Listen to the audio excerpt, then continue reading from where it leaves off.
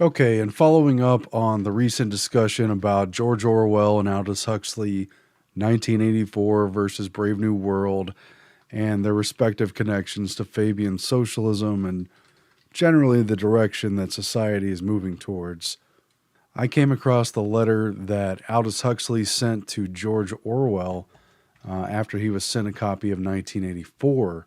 And it's been summarized by a lot of people discussing it as "I'm right," the letter from Aldous Huxley to Orwell. But it's much more than just Aldous Huxley saying he's right and his book is better than Orwell's.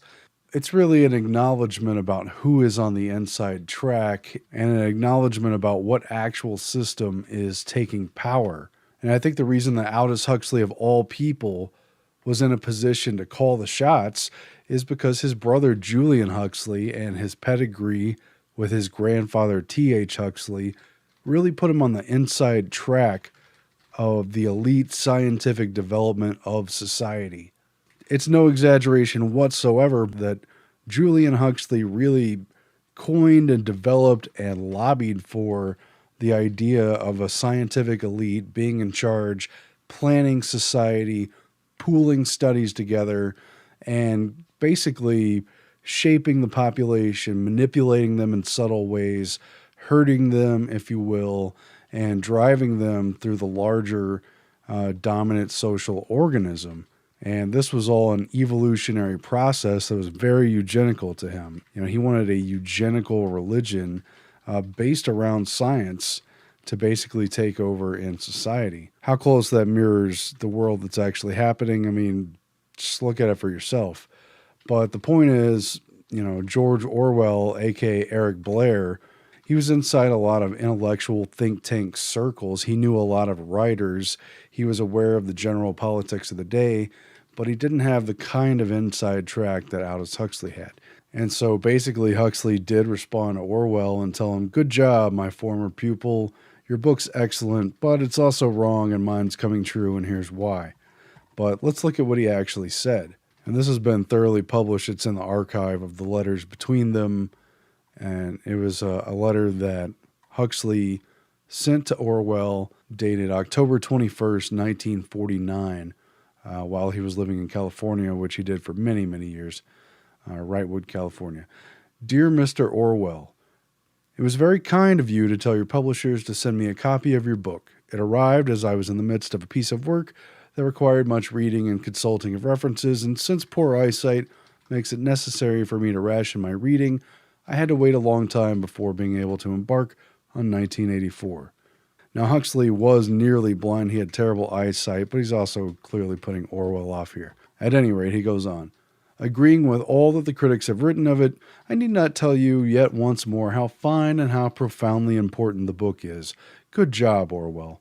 May I speak instead of the thing with which the book deals, the ultimate revolution?" So after just a passing sentence, Aldous Huxley changes the subject from 1984 back to his own work with Brave New World, again to, teach the pupil of what he supposedly missed here. It's not a blow I expect Orwell took well, but at any rate, Huxley wrote, "The first hints of a philosophy of the ultimate revolution, the revolution which lies beyond politics and economics, and which aims at total subversion of the individual's psychology and physiology, are to be found in the Marquis de Sade, who regarded himself as the continuator, the consummator of Robespierre and Babeuf of the French Revolution.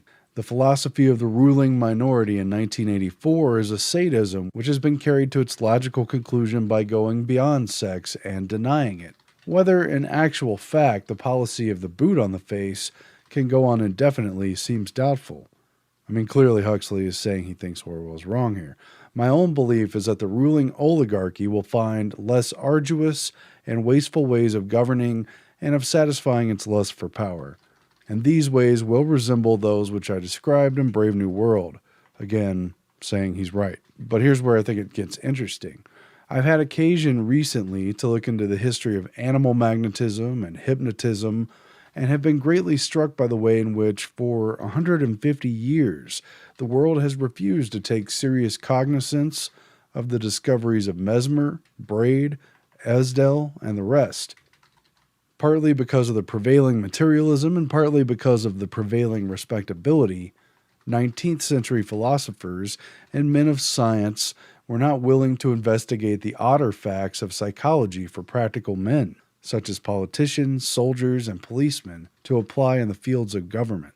Thanks to the voluntary ignorance of our fathers, the advent of the ultimate revolution was delayed for 5 or 6 generations. Another lucky accident was Freud's inability to hypnotize successfully and his consequent disparagement of hypnotism. This delayed the general application of hypnotism to psychiatry for at least 40 years. But now psychoanalysis is being combined with hypnosis, and hypnosis has been made easy and indefinitely extensible through the use of barbiturates, which induce a hypnoid and suggestible state in even the most recalcitrant subjects. Within the next generation, I believe the world's rulers will discover that infant conditioning and narco-hypnosis are more efficient as instruments of government than clubs and prisons, and that the lust for power could be just as completely satisfied by suggesting people into loving their servitude as by flogging and kicking them into obedience. In other words, I feel that the nightmare of 1984 is destined to modulate into the nightmare of a world having more resemblance to that which I imagined in Brave New World. The change will be brought about as a result of a felt need for increased efficiency. Meanwhile, of course, there may be a large-scale biological and atomic war, in which case we shall have nightmares of other and scarcely imaginable kinds. Thank you once again for the book. Yours sincerely, Aldous Huxley. And so that's not only the note on a personal relationship between two important, influential authors that almost every grade school student is exposed to and asked to write essays about. And it's not just two anchors, Huxley and Orwell, that become almost goalposts of one type of dystopic society or another that's in some ways shaping our future. I mean, the huge influence of 1984 as a dark vision of the future and of Brave New World as a society that is happy on the surface but loses its humanity and its free will. You know, these are goalposts. Things can be the iron fist or the velvet glove. It could be the ultimate revolution, one extreme or another. I mean, these are goalposts on an Overton window, the concept of changing politically acceptable possibilities. But between both extremes, between Democrat and Republican, both extremes converge into the window of publicly acceptable range of possibilities. The unthinkable on one side and the unthinkable on the other, when they're introduced, become merely radical. And at some point within the window, they shift to acceptable. And if things shift from radical to acceptable, then it makes the idea of it being sensible possible when it was once unthinkable. And it sets the stage for it to even become not only recommended and sensible, but popular and actual policy. Overton window was coined for Joseph P. Overton, who stated that an idea's political viability depends mainly on whether or not it falls within the range of politically acceptable policies according to mainstream opinion. But, you know, this is the story about the technology itself of government. A science, yes, but a science of conditioning and hypnotizing the human being for the purposes of governing them, for the purposes of shaping society. He uses terms instruments of government. Norbert Wiener's cybernetic concept held the key as to what they should do with the digital computers they had developed. The method and the signal are such that they must be fed to the transmitter in a series of positive decisions. It fused together the working principles of the biological organism, looping systems that maintained equilibrium. Its maintenance is automatic and seeks to balance any disturbances. They had a universal mechanism to create goal-seeking behavior that made machines and even people basically programmable. On the influence of a feedback system. I mean, it's very interesting the words that Huxley uses here. He hones in on the individual's psychology and physiology, the operations of the mind, the brain mechanism, as well as the nervous system itself that works throughout the body. I mean, even just casually reading this letter, it seems hugely important that he honed in on the phrases psychology and physiology. He wants to use hypnosis and infant conditioning. I mean, this is pure cybernetics. If you've seen The Minds of Men, in the cybernetics section, we detail the first meeting in 1942. Macy's hosted a convergence around cerebral inhibition. You could read that as how to get an individual to not use their mind. And while in hindsight, it's been connected with a sort of MK Ultra spy versus spy context, the real context here is purely Brave New World, psychology and physiology, the two key topics of the first Macy's cerebral inhibition meetings became the cornerstones of cybernetics, along with Norbert Wiener's key concept of feedback of the purpose-driven system. Wiener stated, "The existing natural reflexes are essentially part of the same mechanism that can inform all purposeful activity in automata. One need merely supply a circuit with receptors and effectors. Then they become goal-seeking devices." Right? So there's actually three pillars, but you get a long way with the psychology of hypnosis and the physiology of conditioning. The two keynote speakers of this meeting were Milton Erickson, who is showing a practical hypnotism that he uses on his patients and that he said in some of his speeches can also be used to implant ideas and give sort of compartmentalized instructions. You can ask a subject to develop an amnesia for certain experiences, or certain classes of experiences, for certain attitudes, for certain learnings. Because in the hypnotic trance, then you need merely to direct the ideas to which the subject is to respond. And the other key presentation was by Howard Liddell, who was continuing Pavlovian conditioning research and reporting on the state of the conditioned reflex. Howard Liddell used the techniques of conditioned response that Pavlov had developed to study the central nervous system and emotions. I'm myself somewhat of a disciple of Pavlov.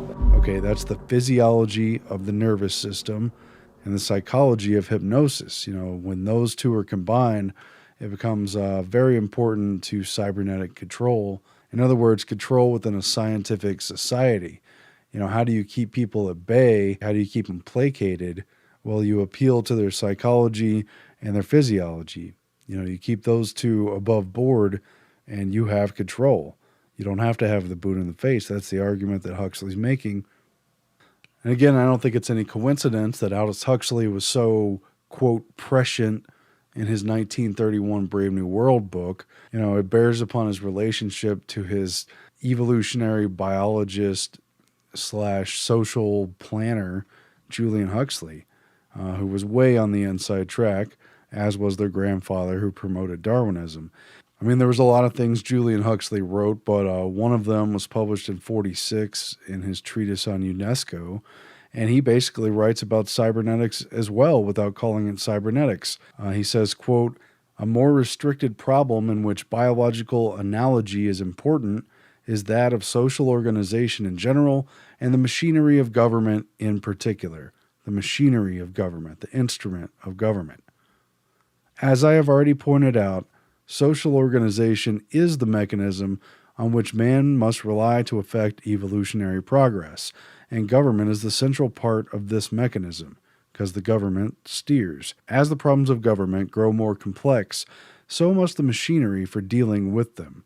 In general, the problems are similar to those which beset a higher animal, and are met by means of its central nervous system.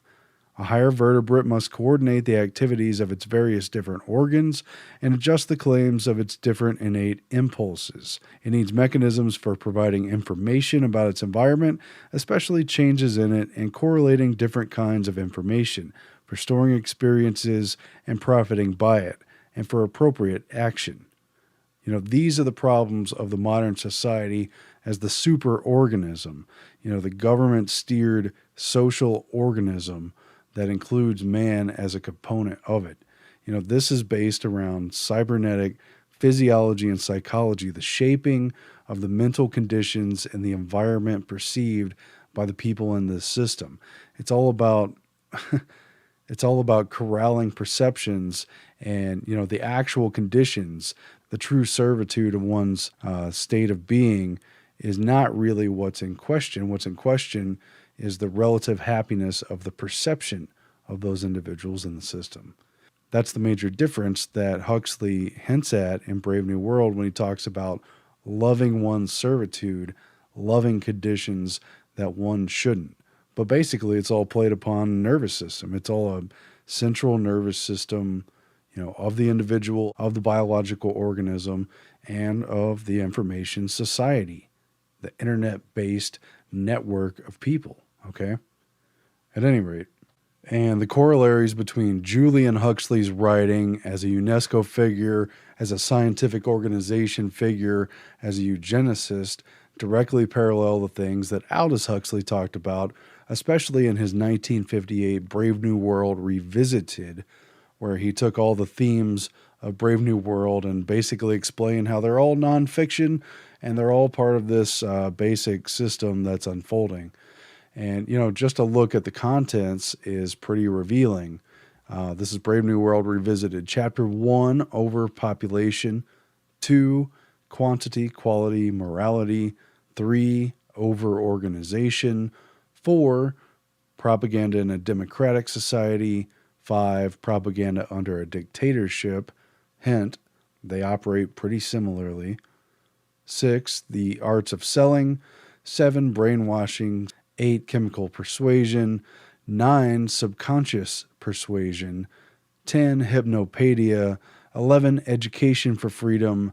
And 12, What Could Be Done. Now, if you weren't paying attention, everything from propaganda to arts of selling to brainwashing to chemical persuasion to subconscious persuasion to hypnopedia to education for freedom are all forms of mind control based around the previous problems of overpopulation, overorganization, and dealing with quantity, quality, and morality.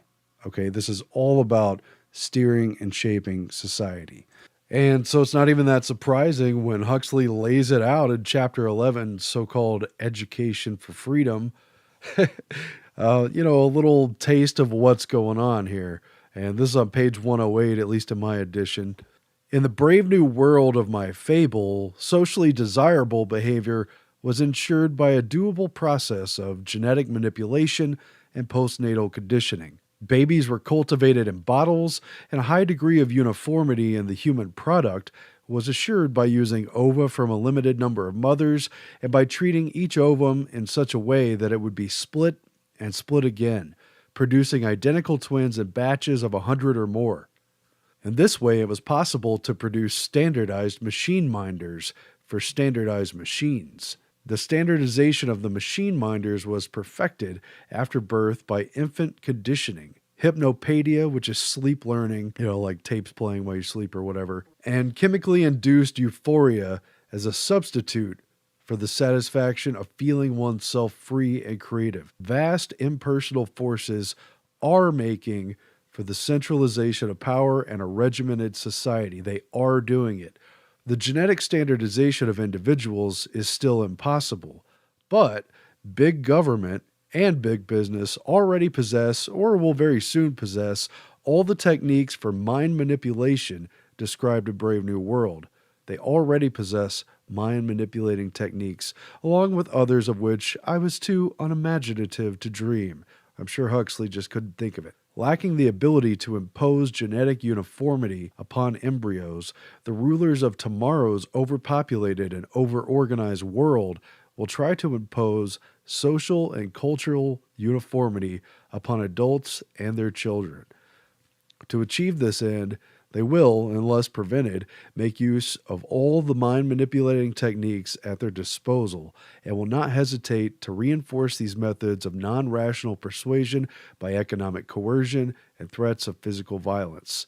If this kind of tyranny is to be avoided, he says, tongue-in-cheek, in a disingenuous, I'm in on it kind of fashion, in order to avoid this kind of tyranny, we must begin without delay to educate ourselves and our children for freedom and self-government. In the negative utopia described in my story, man has been subordinated to his own inventions. Science, technology, social organization, these things have ceased to serve man. They have become his masters.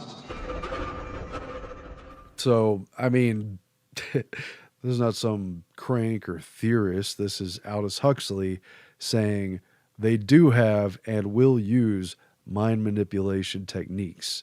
Do have, will use, and they have an eye to the future of genetic engineering and standardization. Of course, that was, again, 90 years ago almost. So... Oh, something that was supposed to go click, click started going clack, clack. But naturally, I wouldn't know what. And how lucky we are to be Gamma. After all, to be good is Gamma, because Gamma is good. As select alphas, conditioned to believe without knowing and to know without believing, you have been chosen to view the surrogate revelations and synthetic mysteries upon which all perfect and placebo belief is founded.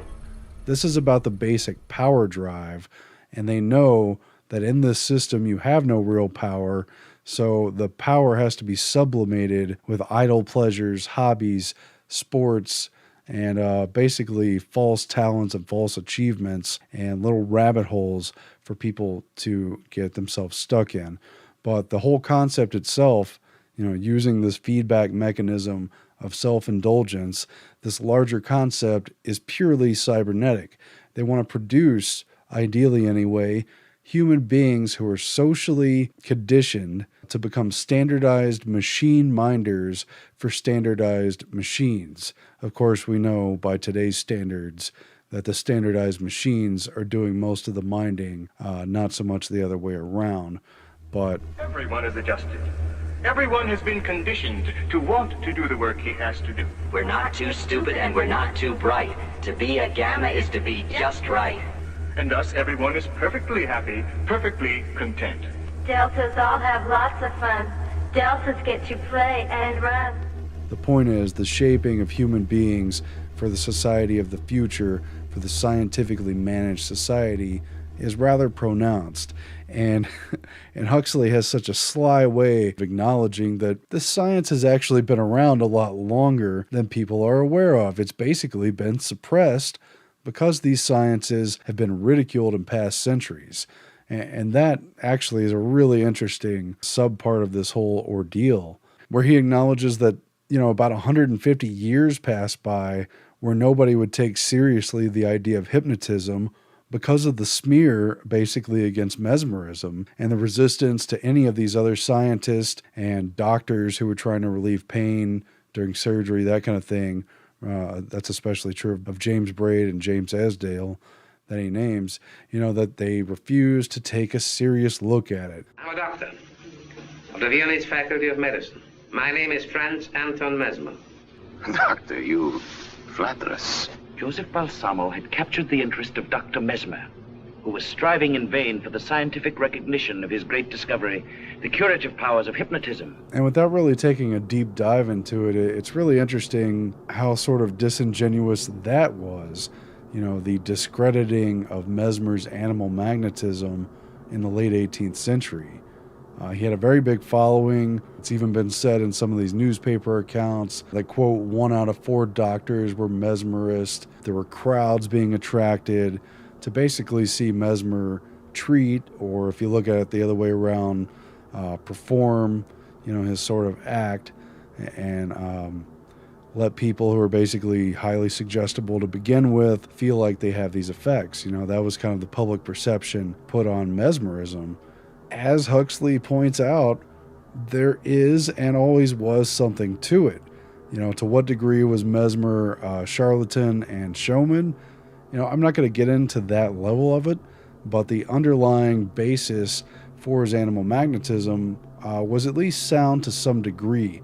Joseph, without knowing it, for years, you have been practicing hypnotism. Hypnotism? Yes. I never even heard of the word. Very few have. But it's an art which was forgotten when the world grew old. Was his actual treatment itself, the full articulation of that?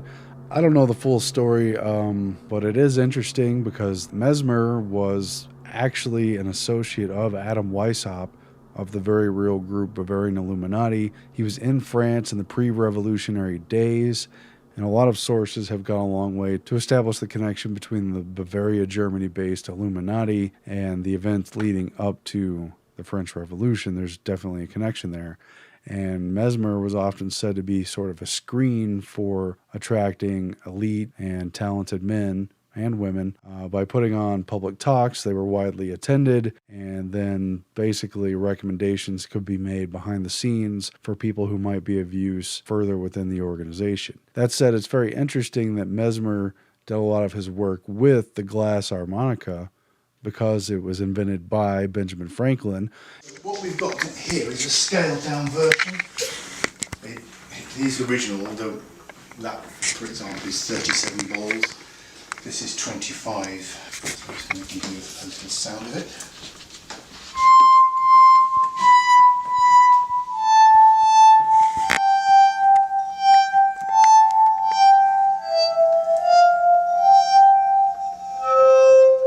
So when that was played properly by the real people at the time, it was fingers in water, dipped into chalk, and then you played sort of like 10 fingers across at the time, so you could make a far more harmonious sound than that. And because Benjamin Franklin was one of the people assigned to the panel, the Royal Medical Panel, to investigate Mesmer and ultimately to discredit him. Mesmer uses Franklin's invention to put people in a trance. While he's in France, because Mesmer is a Frenchman, while Franklin is in France, he's part of a committee that investigates Mesmer, and they then decide he's a fraud.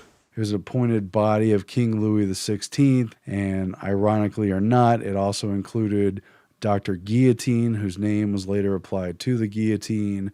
It had the chemist Antoine Lavoisier, the astronomer Jean-Sylvain Bailly, and the American ambassador and scientist Benjamin Franklin, who knew Mesmer and who had at least an acquaintanceship with him. And there were sort of conflicting ideas about the mental effects of the glass harmonica and the effect of animal magnetism, and on and on. I think you're on the right track with it. Cool. That was good. So the sound is a little bit weird. Sometimes people find it a bit nerve-wracking. But at the end of the day, they did a blindfold test of a man who supposedly claimed to be under the effects of mesmerism, but couldn't even distinguish between whether the practitioner was there or not. And quite frankly, what I remember of the story seemed like kind of a snow job, a whitewash investigation just to kind of shut down public credibility for Mesmer. And at the end of the day, his work had some kind of legitimate scientific basis that was ignored publicly. Publicly, it was discredited. And despite the affiliation of lots of scientific men of the day, was discredited. And yet, all these years later, people still think it's discredited when hypnotism and its basis in mesmerism have been upheld. They've been demonstrated. It's become easy to do, and it's clinically significant. It's not just a circus stage trick, you know. I mean, it's just amazing because I think the public mind associates hypnotism in the same way that it was meant to associate mesmerism as sort of a stage trick, an exercise in public gullibility, you know, incredible claims and everything. And yet hypnotism is a reliable, legitimate part of psychotherapy of various kinds. And it just basically reflects a state of suggestibility that's easily achieved not only with drugs, as Huxley mentions, but with the television, with the actual signal. Videodrome signal will ultimately produce and control hallucination to the point that it will change human reality. Videodrome is a bioelectronic addiction. It's clear you have a history of manipulation. And I think it's significant indeed that Huxley goes on to argue that Orwell, while he presents a good book in 1984, is ultimately wrong because all the effort, all the inefficient means of kicking and flogging people into obedience would ultimately modulate into the nightmare of Brave New World. It would modulate into a world dominated by the domination of psychology and physiology and cybernetics. It would modulate from a 1984 Iron Fist tyranny into one that was bureaucratically invisible, into one that appeased people at a physiological and psychological level into believing they were in a blissful state when they're not. And you'll see why 1984 won't be like 1984. They modulate. It's an instrument of government. Modulate. When you look up the dictionary definition of modulate, and I think I've got the 1941 edition in front of me, it reads, to adjust or regulate by a certain proportion. It gets things into a certain proportion. A temper, to soften. Definition 2, to tune to a certain key or pitch.